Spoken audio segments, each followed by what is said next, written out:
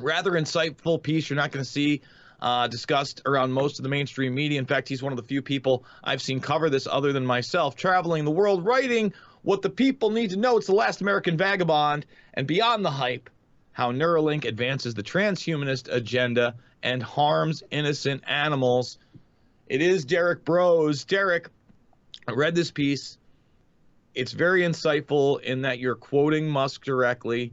I myself spent the full 2 hours plus with the entire thing, where they broke out the robot, they threaded the fibers into the plastic fake brain in front of everybody. In fact, I would say that this one, out of all of their presentations, was really the one where they were getting you used to the idea you were going to need brain surgery.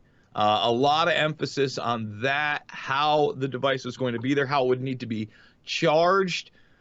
A lot to talk about here. And if there was one thing I thought that you could have added here, because you also discussed the UBI and obviously the World Economic Forum, it's that Musk also, about a month and a half earlier, had an unveiling of the Optimus robot, where he promised that automation that you discuss in this article would eventually lead to human beings being able to have whatever they want. This promise of some type of a utopia through this technology. And certainly that's how Musk seems to be selling it. So I've ranted long enough. Derek, let us know why you did this article and what your thoughts on what I just said. Yeah, well, thanks for having me on again, brother. The reason I chose to write it is because, like yourself, I'm skeptical of Elon Musk and his intentions, and especially with recent Twitter activities, and seems like more and more people kind of leaning towards seeing him as a hero of some kind, that it felt important for me to kind of poke hole in that narrative, but also just in general, the Neuralink itself and what that represents as far as a step towards transhumanism.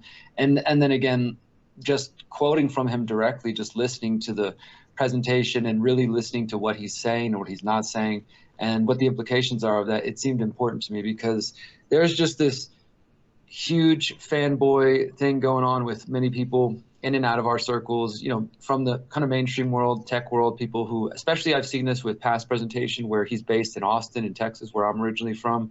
There's people who just, they pay a lot of money to come see him when he does his big unveiling of, like when he did the Tesla Gigafactory and then he did the Neuralink show and tell. It's like a concert to some people. They seem to really like fanboy over him. And I think it's a dangerous way of thinking, and to be that blind, I guess, and not willing to be skeptical of him. So the article was both trying to poke holes into the narrative behind Neuralink, that it's just there to help blind people and help paraplegics, which if you listen to what he says and what I quoted there's a lot more going on, but also just to try to poke hole in the narrative that everything Musk does is somehow good for us.